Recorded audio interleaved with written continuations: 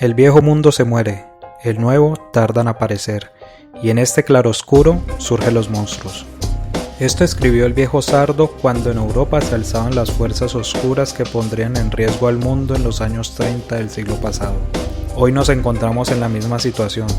Peligros y esperanzas se juntan para hacer del futuro algo incierto. Acompáñenos en este viaje para comprender en qué punto de la historia nos encontramos y avisorar un nuevo horizonte que deje atrás los peligros de nuestra época. Esto es El Mundo en Claroscuro.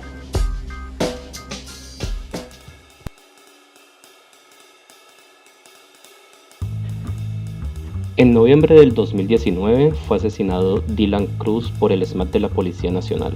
El contexto era el paro nacional contra el gobierno de Iván Duque, en el que el factor común fue la represión policial. La semana pasada fue quizás el punto más alto de la violencia policial represiva contra manifestaciones en los últimos años. A la protesta se le dio un tratamiento de guerra. Las imágenes abundan y en ellas es recurrente ver unidades de la policía disparando a discreción contra manifestantes y, lo que es peor aún, policías en compañía de personas civiles con quienes se compartían las armas de fuego. El saldo fue trágico: 13 personas asesinadas, varias decenas de heridos por armas de fuego y otros tantos heridos por otros medios. Además, la FLIP reportó 20 ataques contra periodistas, de los cuales 16 provinieron directamente de la Policía Nacional. La situación política no es mucho mejor ni se presta para que surja esperanza alguna. La alcaldesa de Bogotá manifiesta que la policía la desobedeció en su mandato. Álvaro Uribe, el preso del Ubérrimo, hizo gala de todo su talante fascistoide y llamó a la militarización total y a la persecución de todo aquello que fuera sospechoso. El Ministerio de Defensa y la Presidencia de la República se desentendieron totalmente de la situación y respaldaron a las fuerzas de la policía.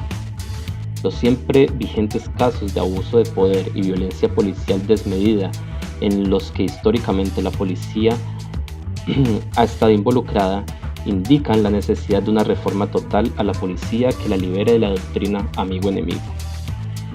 Con la conducción de Juan Camilo Castillo y la producción de Sergio Hernández, hoy en El Mundo en Claroscuro hablamos de la violencia policial.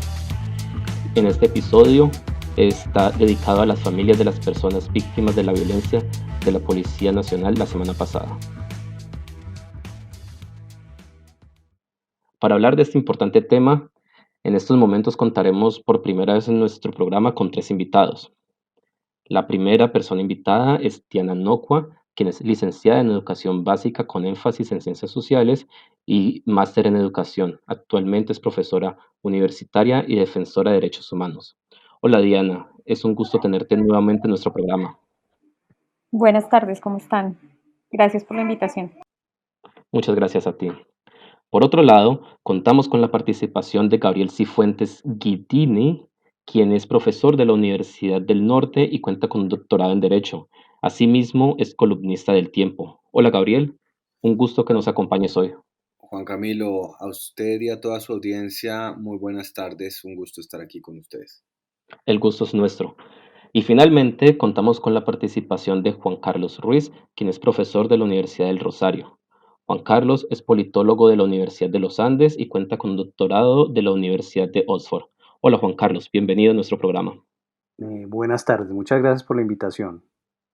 Muchas gracias a ustedes 3 por participar y empecemos con nuestro diálogo del día. El pasado 9 de septiembre, como ya lo indicamos, se vivió un escenario de protesta social contra la violencia policial, evidenciada en el arresto y posterior asesinato de Javier Ordóñez a manos de la Policía Nacional. Las manifestaciones resultantes de este hecho fueron reprimidas violentamente por la policía.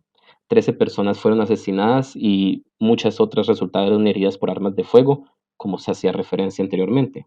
Con este contexto en mente, surge mi primera pregunta, y es: ¿por qué la policía colombiana despliega tal fuerza letal contra manifestantes que en la mayoría de los casos protestan pacíficamente? Diana, quisiera empezar contigo y que nos cuentes cuál es tu percepción respecto a esta pregunta.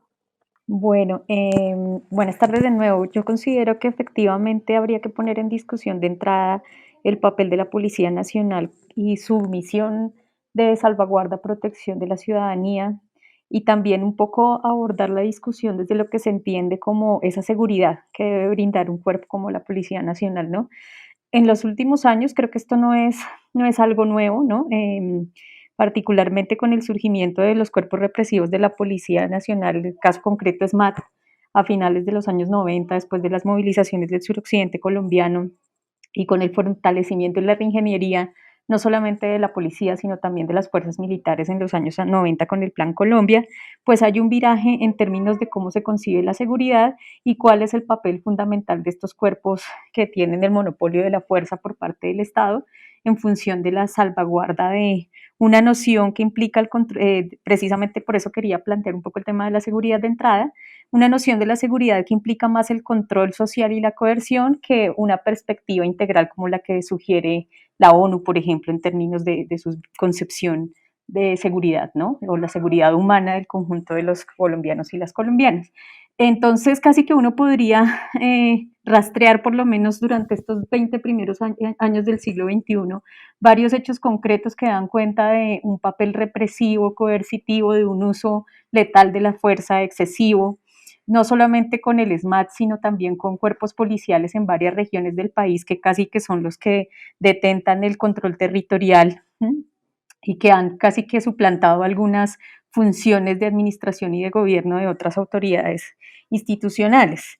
Lo que sucedió, ustedes mismos lo mencionaban, lo mencionabas tú al comienzo de tu intervención, lo que sucedió la semana pasada es sumamente trágico, es sumamente complejo en términos de evidenciar cómo hay un uso desproporcionado de la fuerza, letal por supuesto, desmedido, pero que además desde las fuerzas policiales se considera como legítimo y pareciera que con el espaldarazo del gobierno pues se legitima aún mucho más.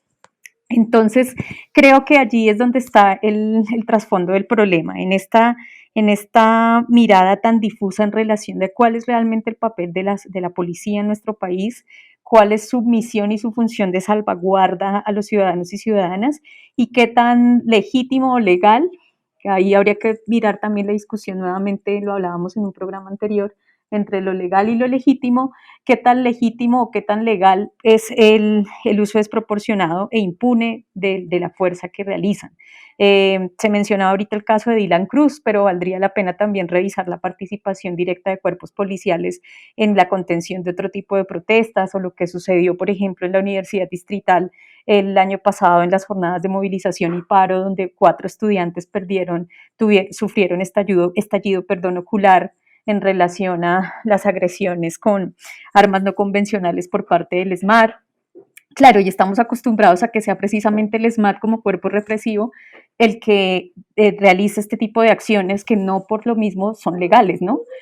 Y es mucho más crítico cuando sucede por parte de los agentes de la policía que supuestamente están salvaguardando las calles y supuestamente están protegiendo a la ciudadanía de la criminalidad y pues como todas estas ideas que se nos venden cotidianamente a través de los medios de comunicación en términos de lo que es para el común de los, casi que es algo también de sentido común, ¿no? Ya, el común de los ciudadanos, el resguardar su propiedad y lo que implica digamos, hacer su ejercicio de la ciudadanía con ciertas condiciones sociales, ¿no?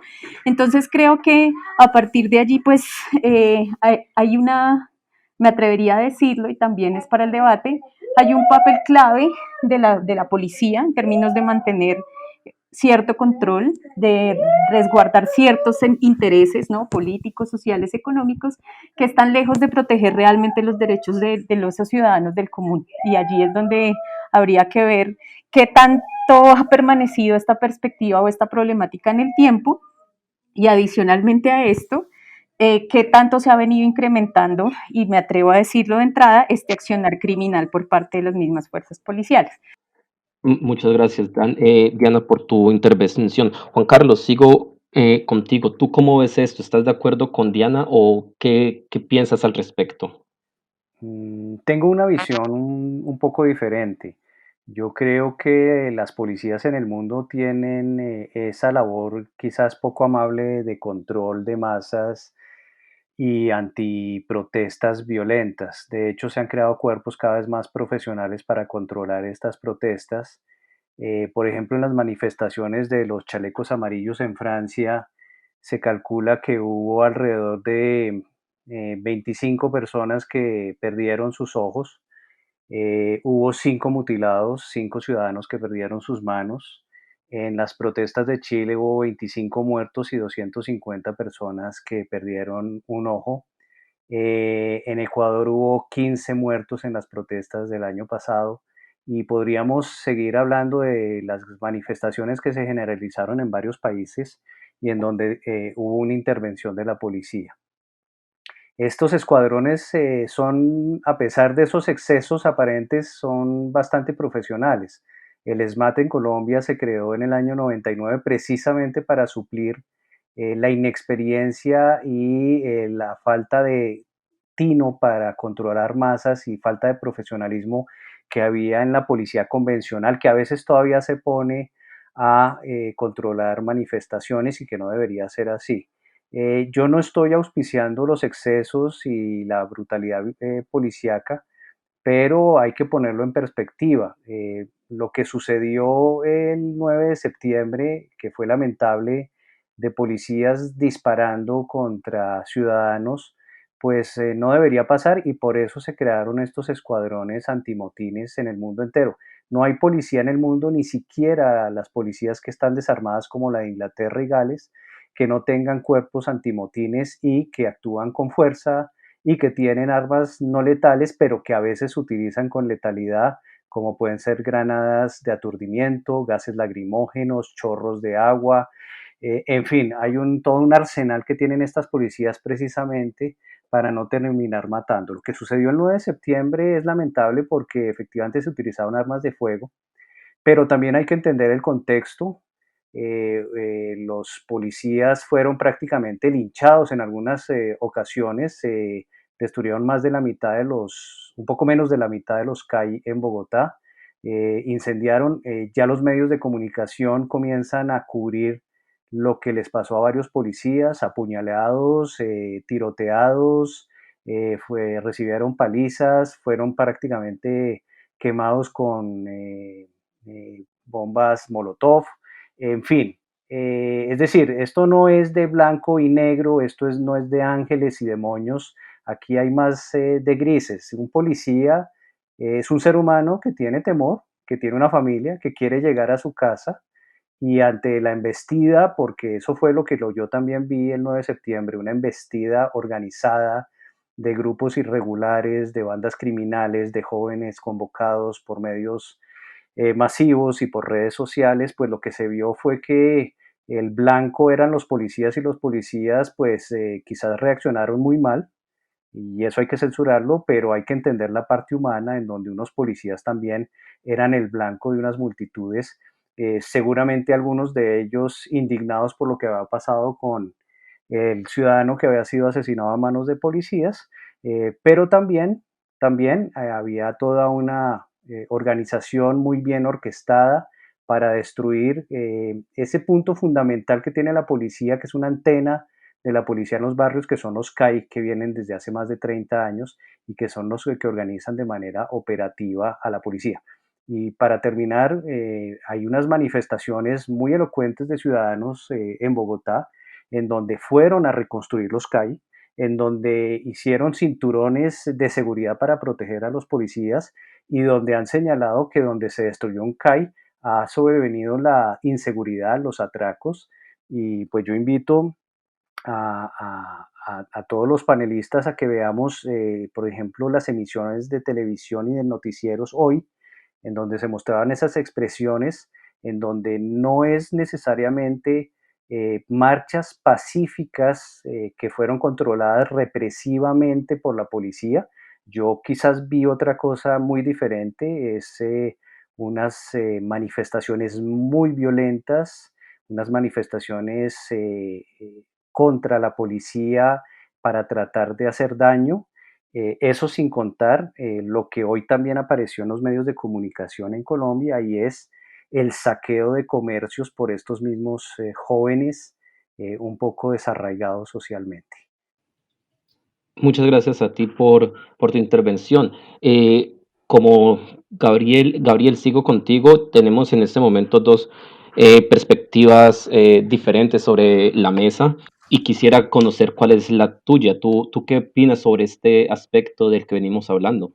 Juan Camilo, antes que nada quisiera manifestar mi más sentido pésame con las familias de los jóvenes que fueron asesinados, porque no hay otra forma de llamarlo, por parte de la Policía Nacional, pero también el sentido pésame frente a la familia de los policías que han sido lesionados en estas manifestaciones, así como también desearles la pronta recuperación a todos los civiles que han sido heridos con armas de fuego y de otras maneras han sido objeto del abuso y del exceso de fuerza por parte de la Policía Nacional. Yo tiendo a diferir del profesor Juan Carlos porque a mí me parece absolutamente inaceptable que la policía pueda activar sus armas de fuego en contra de la ciudadanía.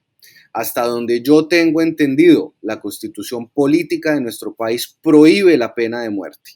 Y hasta donde yo tengo entendido de las imágenes que podemos y que fuimos testigos todos durante esta semana de protestas, así como los mismos reportes oficiales, 11 personas han muerto como consecuencia de la activación de armas de fuego y otras 78 se encuentran heridas en diferentes centros de salud por esta misma causa. Nosotros sí exigimos, por el contrario, que avancen las investigaciones de una manera presta, pero también transparente.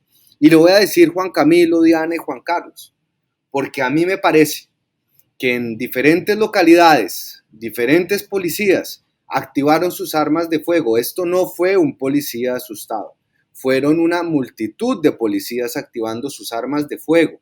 No fue el SMAT el que estuvo llamado a dispersar las protestas, sino los policías armados. Si aquí se llegase a probar una sistematicidad, que es lo que debería arrojar las investigaciones judiciales, podríamos incluso estar enfrentando un caso de ejecuciones extrajudiciales. Y en Colombia, repito, la pena de muerte está prohibida. Es así que esto nos invita a reflexionar sobre el uso de ciertas armas por parte de la policía. Como decía Diana también, ¿cuál es la función de la policía en una sociedad? Aquí hemos convertido a la policía en un fiscalizador de los ciudadanos. Hemos convertido a la policía en el antagonista de los ciudadanos, cuando nos hemos olvidado que la palabra agente de la policía está justamente para agenciar los derechos y garantizar los derechos de la ciudadanía.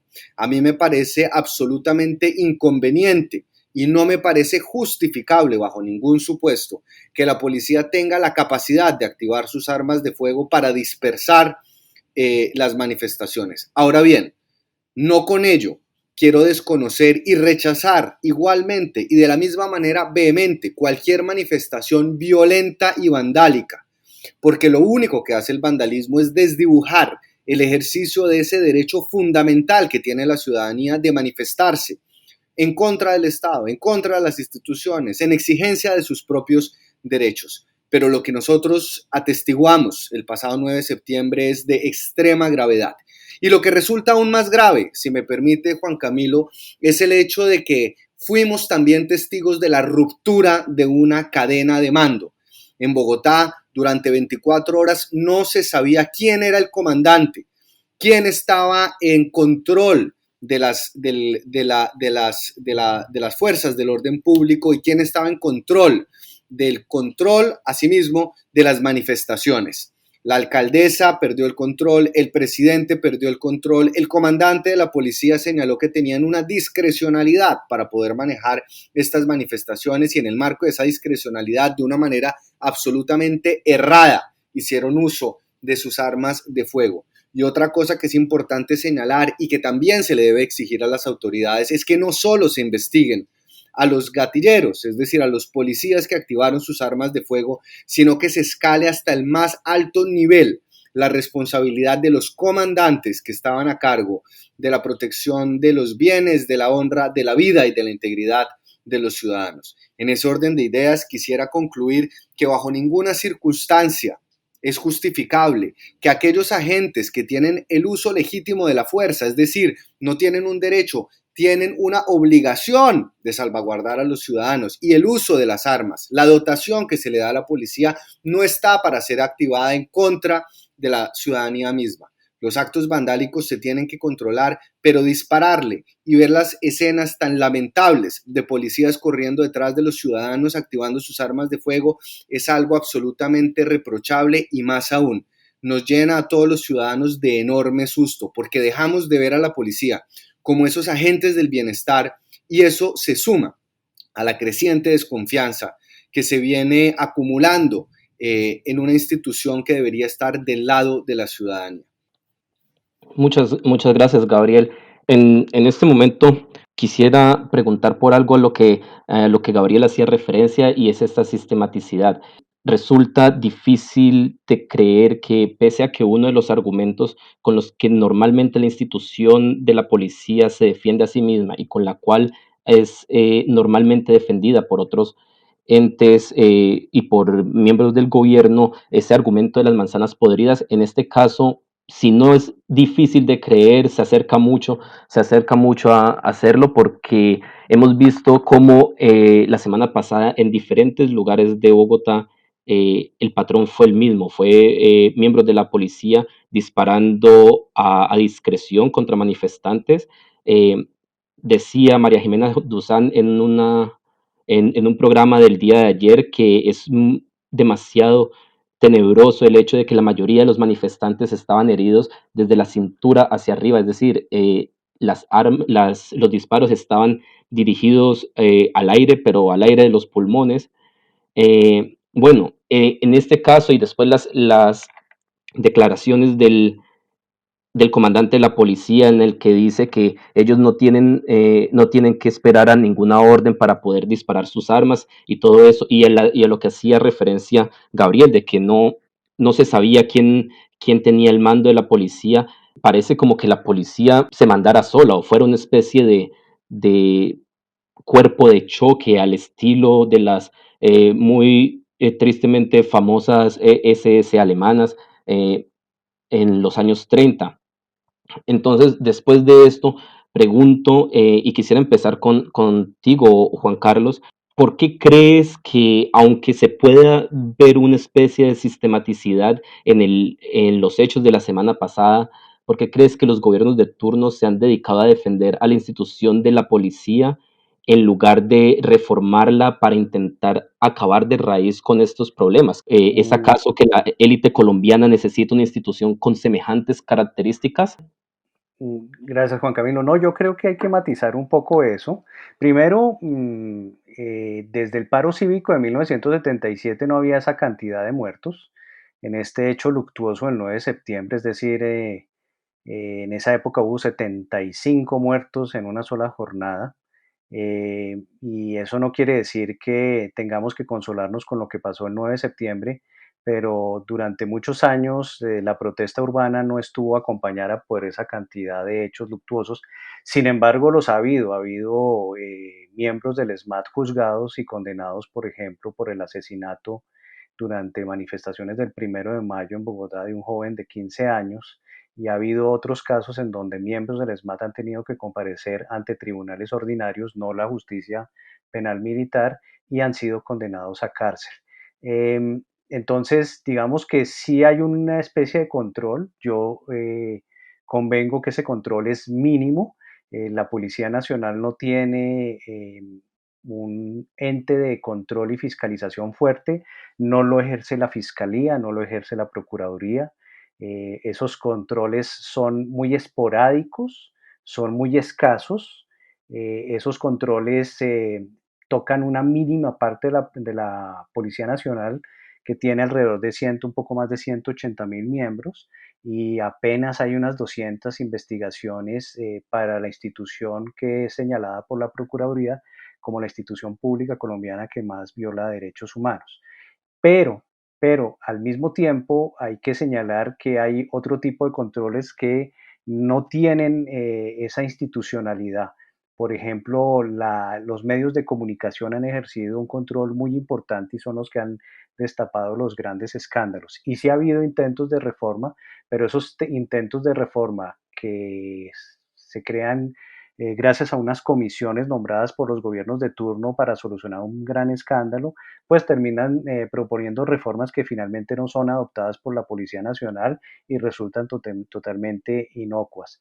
Hubo una reforma en el año 93 que introdujo el comisionado de policía, por ejemplo, que lo que buscaba era controlar a la policía, recibir las quejas y sancionar a los policías, pero la misma policía, muy refractaria al cambio, presionó al gobierno de Samper, muy débil en la época, y terminó eliminando y desmantelando este comisionado de la policía. Desde esa época no hay ningún organismo de control, ni interno ni externo, lo que llaman en inglés el civilian oversight o el ombudsman en los países escandinavos, una veeduría ciudadana que ejerza un control sobre la policía. Entonces la policía se manda solita y ese es un problema bastante grave. Ese es un problema que no se ha abocado y que los gobiernos de turno no han querido ejercer, porque las policías en el mundo, y no es exclusivo de Colombia, las policías en el mundo son muy refractarias a los cambios y son muy refractarias a que visiones externas un poco los controlen y los fiscalicen.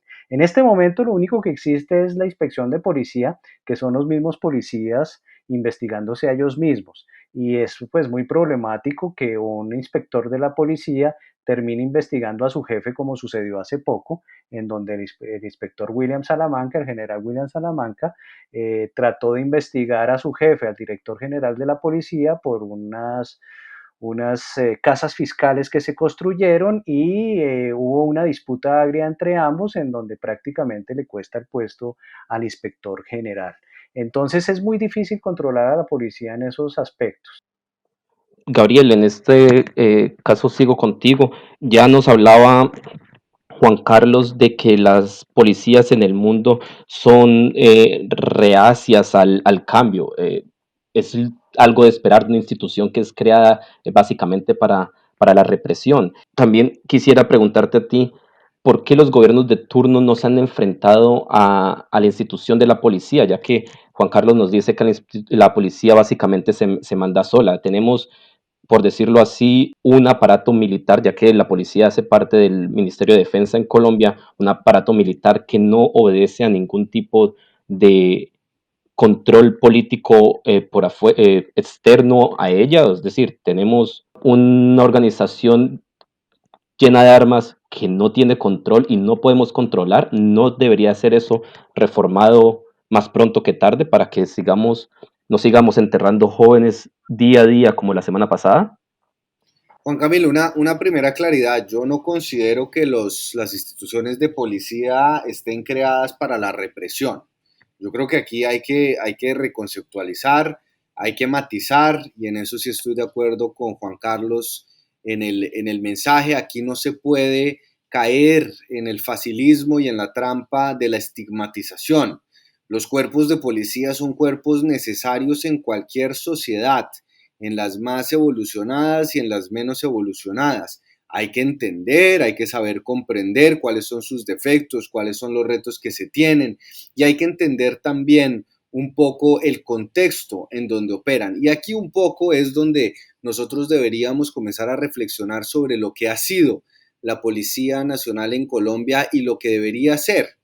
Colombia, no podemos olvidar que ha enfrentado enormes retos en materia de seguridad ciudadana, pero también en el combate de otra serie de economías ilegales como fue el narcotráfico, los carteles de la droga, la minería ilegal, el contrabando. No podemos olvidar también que la policía tiene diferentes brazos para combatir diferentes fenómenos de una criminalidad mucho más compleja, Juan Camilo, de la que se vive en Chile o de la que se vive en Gales, o sea, de la que se vive en Inglaterra o en cualquier país europeo. Es decir, nosotros no podemos desconocer que Colombia vive una situación de seguridad atípica que no es comparable con muchos otros lugares y que nosotros crecimos o desarrollamos en las últimas décadas unas capacidades operativas desde el punto de vista de seguridad, no solo de seguridad nacional a cargo de las fuerzas militares, sino también en el ataque o en la mitigación y en la contención de diferentes economías ilegales. Lo que pasa es que en ese proceso que a los colombianos también les costó el entierro de muchísimos jóvenes a manos de la guerrilla, de los paramilitares, de los narcotraficantes. Es decir, aquí las víctimas están dadas por todos los actores. Aquí no podemos caer en la tentación de estigmatizar a uno de los actores. Aquí tenemos que rechazar, por supuesto, la violencia de Estado, que es quizás una de las peores formas de violencia, pero no podemos tampoco negar que la realidad de la Policía Nacional está condicionada por el contexto y por la historia en la cual surge. Ahora bien, Juan Camilo, lo que nosotros sí podemos notar es que ya esas épocas en donde la sociedad civil, los gremios económicos, el estamento militar, el estamento estatal estaba inmiscuido casi que en su ADN en un conflicto armado, ya están siendo horas de ser reevaluados. Es decir, la policía tiene que abandonar una doctrina de militarización.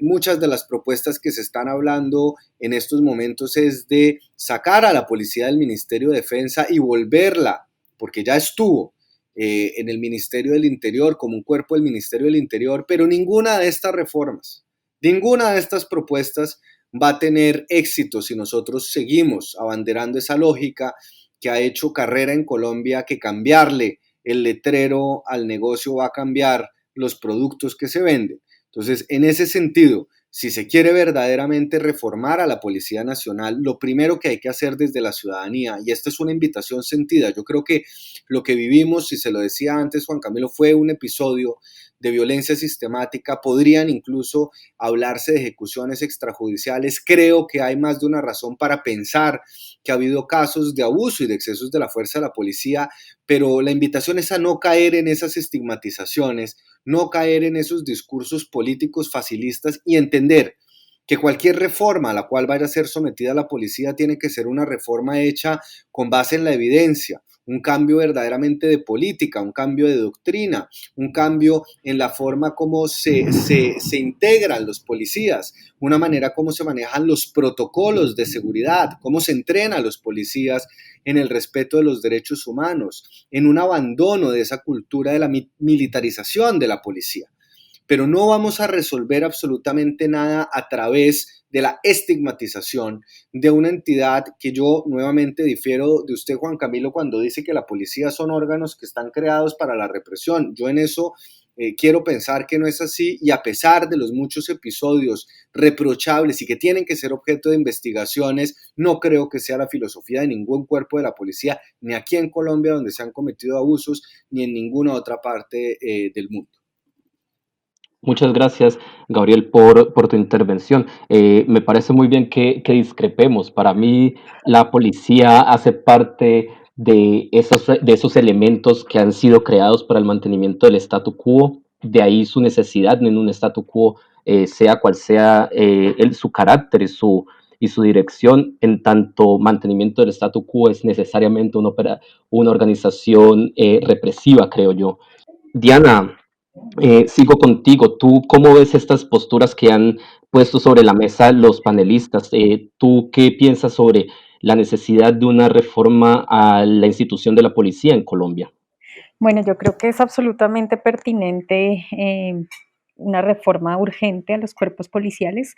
Considero que una cosa es, por eso hablaba al inicio de la intervención del papel, la misión, la función de la Policía Nacional en un contexto como el actual, donde nos enfrentamos a un posacuerdo, una transición a un posacuerdo sumamente violenta, con los niveles más altos de violaciones a derechos humanos, a los líderes ambientales, con una escalada de violencia sociopolítica tremendísimamente cruel, por decirlo así. Pensarnos cuál es el papel real de las fuerzas policiales, si realmente son reguladoras de la acción ciudadana o si dentro de toda esta apuesta de la doctrina se están implementando modelos tan complejos como el de la tolerancia cero, que en algún momento fue sumamente complejo en Estados Unidos en relación a este boom también de lo que implican las nuevas doctrinas de la seguridad ciudadana, que realmente no son tan nuevas, ¿no? Pero que de alguna manera a veces parecieran copiarse y adaptarse a otros contextos a nuestros países y cobran una proporción absolutamente desmesurada como la que pudimos evidenciar en los hechos que sucedieron en la semana anterior. De allí que, pues atendiendo como a toda esta complejidad en términos del incremento de la violencia con gran participación de fuerzas policiales, ¿no? Incluso valdría la pena revisar, por ejemplo, lo que mencionaba el profesor en relación al caso de Nicolás Neira, que fue la condena contra el Estado colombiano en 2011, porque efectivamente quien fue condenado fue el policía que se atrevió a declarar, pero en términos de la cadena de mando, de quién ordenó realmente una acción tan desproporcionada como asesinar a un chiquito de 15 años que estaba en una protesta, pues es realmente allí hay un gran nivel de impunidad. Y si nos ponemos a revisar lo que sucedió en el paro nacional agrario, donde fueron asesinados en el marco de las protestas, por supuesto, allí no hubo participación tan fuerte o tan directa de la policía, pero sí otros cuerpos del Estado, caso concreto Ejército Nacional, pues también hay elevados niveles de impunidad. Si vemos lo que sucedió, por ejemplo, en términos del caso de Dylan Cruz o lo que tenemos que vivir nosotros los docentes de universidades públicas cada vez que sabemos que nuestros estudiantes pierden los ojos o son agredidos cuando ni siquiera participan directamente en las protestas, y allí también hago un llamado especial en términos de quién son realmente los afectados por este accionar desmesurado de la fuerza pública, particularmente nosotros como parte del cuerpo docente de la Universidad Distrital, tuvimos conocimiento del caso de Juliet Mesa, una de las chicas asesinadas la semana pasada, que ni siquiera estaba en la protesta y que recibió un impacto de bala en el corazón. Sí, entonces consideramos que efectivamente allí hay un problema, ¿no? Hay un problema de fondo porque ¿qué es lo que se está haciendo? Se está regulando una acción ciudadana que es vista como desmesurada, desproporcionada y violenta. ¿A través de qué mecanismos? ¿De qué manera? ¿Quiénes son realmente las víctimas de este accionar de regulación, por decirlo así? Entonces, creo que allí es evidente que efectivamente las consecuencias y los efectos de este accionar tan desproporcionado, pues son la ciudadanía del común, vuelvo a utilizar ese término, que realmente a veces ni siquiera está inmersa en la protesta social. Entonces, atendiendo a ello, pues es gravísimo, por ejemplo, pensar que no sea posible una reforma y que se sigan generando esos elevadísimos niveles de impunidad frente al acceso a la justicia que puedan tener las víctimas y sus familiares en relación a los casos que puedan solventarse ahorita mismo se me ocurre el caso de Dylan Cruz, que ni siquiera ha podido tener un curso efectivo porque no se sabe a qué nivel de justicia va, si ordinaria, si penal, militar, y bueno, uno dice, ¿esto realmente es una falla en el servicio? Cuando realmente hay evidencia visual que da cuenta de que hay una acción totalmente predeterminada y que no es accidental. Cuando hay 13 personas asesinadas, uno pues logra como decir, bueno, esto no es tan casual. Aquí hay algunas perspectivas de fondo que hay que analizar de cara un poco a lo que las víctimas y las organizaciones defensoras de derechos humanos están reivindicando en este momento, y es quién da la orden, ¿sí? Y allí vuelvo al caso de Nicolás Neira nuevamente. Las personas que dieron la orden jamás fueron sancionadas, jamás han atendido los requerimientos reales de acceso a la justicia, ¿no? Entonces, allí hay también una disparidad en términos de cuáles son las sanciones y quiénes las reciben. Y si nos vamos también un poco a la reflexión que se genera en términos de estas apuestas de construcción de paz que cada vez son más difíciles, claro, tendríamos que pensar en reformas, sí, por supuesto, pero reformas que den lugar a una reflexión de fondo de la sociedad colombiana sobre qué es lo que queremos, una sanción al delito de tipo punitivo, o estamos hablando de un enfoque de construcción de otras perspectivas más restaurativas. Esos son debates que nosotros no hemos dado, que no hemos posibilitado, no hemos generado quizás escenarios de análisis, de participación ciudadana que nos permitan plantear apuestas concretas frente a estos temas, ¿no?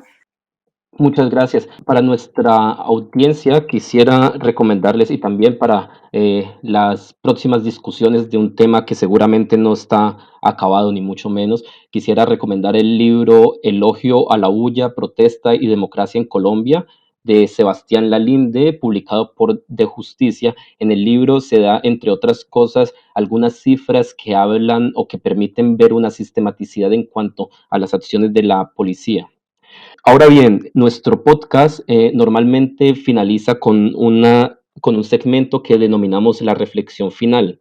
En esta ocasión variaremos un poquito y quisiera hacer una pregunta sobre un tema que Diana tocó al inicio de nuestro diálogo del día, y a mí me parece fundamental, y es respecto a la legitimidad.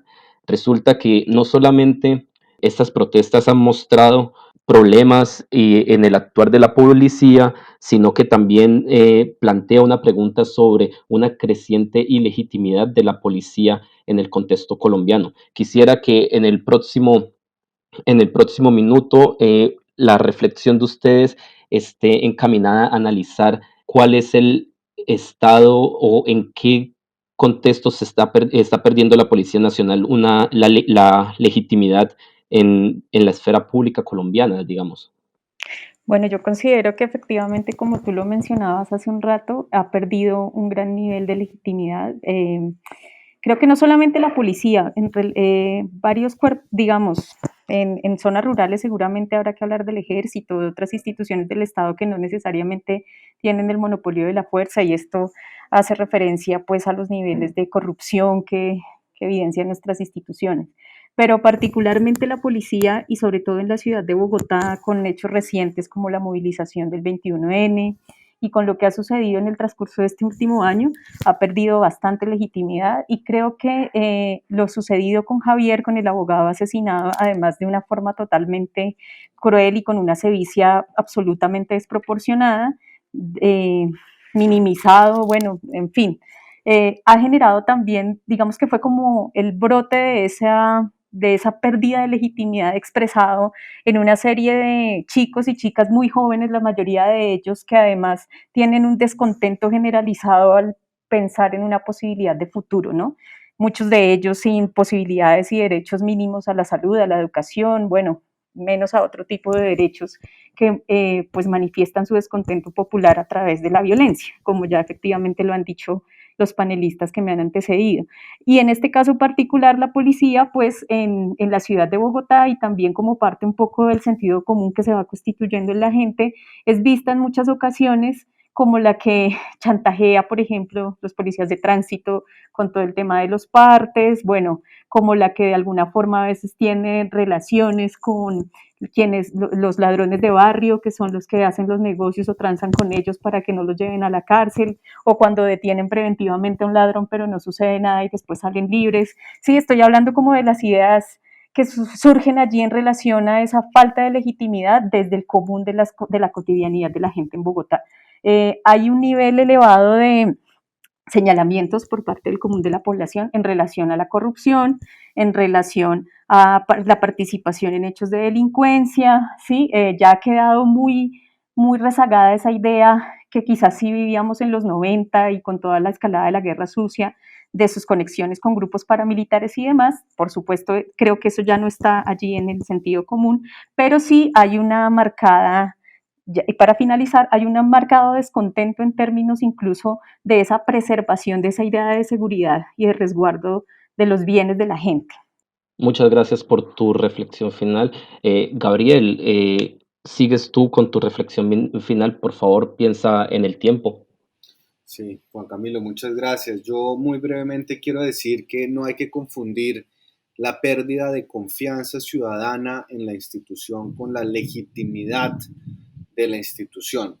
Yo creo que los hechos ocurridos durante la última semana minan profundamente la confianza de los ciudadanos en la policía, que merece verdaderamente una reflexión frente a la transformación que tiene que surtir y que exige por parte de la ciudadanía también que se llegue a fondo de las investigaciones para poder ejercer un control ciudadano, político y judicial. Pero nuevamente, yo considero que la policía como cuerpo público para la agencia del bienestar de los ciudadanos, para el control de la seguridad ciudadana, es necesaria. No podemos caer en la trampa de la estigmatización de la institución en abstracto por los crímenes cometidos por esa misma institución. Entonces, la policía tiene que mantener la legitimidad, la confianza tiene que recuperarse, y la única forma de recuperarla es a través de investigaciones y a través de una transformación profunda de la institución. Muchas gracias por tu reflexión final. Juan Carlos, tienes el turno de finalizar nuestro podcast del día con tu reflexión final. Adelante, por Gracias, Juan favor. Camilo. Pues yo voy a seguir un poco con la idea que ha expresado Gabriel. Yo creo que la confianza es fundamental. Para el consuelo, la policía colombiana es una de las policías en este hemisferio más apreciadas, a pesar de sus inocultables problemas de corrupción y abuso y violación de derechos humanos. Desde 1993 que se hace el Iberobarómetro y el Latinobarómetro, y donde se indaga sobre la confianza pública, sobre instituciones, hay 3 policías que sobresalen en el hemisferio como policías con un relativo alto nivel de confianza de la ciudadanía. Una de esas policías es la colombiana, otra es la uruguaya y otra es la chilena.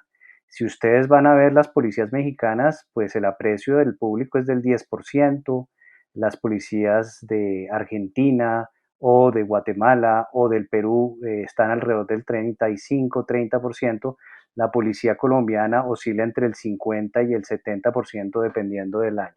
Eso no quiere decir que sea una policía con enorme cantidad de problemas y, como lo decía anteriormente, con niveles de corrupción. Nosotros ya no podemos ver nuestra vida sin policía. Donde ha habido huelgas de policía, en Colombia no las ha habido porque nuestra policía no puede ser sindicalizada, pero donde había huelgas de policías y donde hay paro de policías, se genera una oleada impresionante de delincuencia y criminalidad esos días. Nosotros los ciudadanos en Colombia, cuando tenemos un problema, lo primero que hacemos es pensar en llamar a la policía.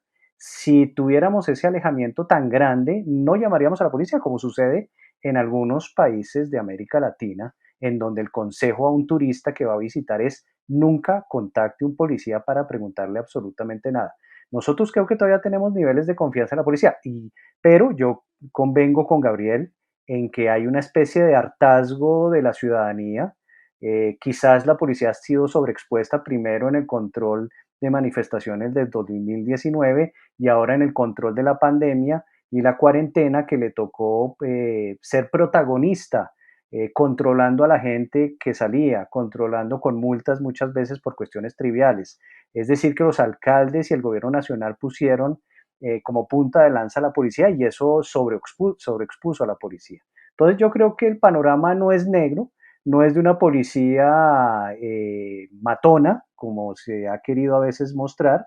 Es una policía que tiene problemas, que tiene un problema de una policía latinoamericana en un país en transición, pero que quizás en algunos aspectos es mucho más profesional que otras policías de este hemisferio, a tal punto que en Colombia en los últimos 3 años se han formado 35,000 policías del mundo entero, porque la policía colombiana tiene un saber hacer, un know-how muy especial en diferentes temas que no tienen otras policías, en extorsión, antisecuestro, tiene antinarcóticos, bueno, en fin, podríamos pasar otro programa hablando de estas capacidades que tiene la policía colombiana, sin desconocer, claro, sus enormes problemas. Gracias, Juan Camilo. Muchas gracias a ti.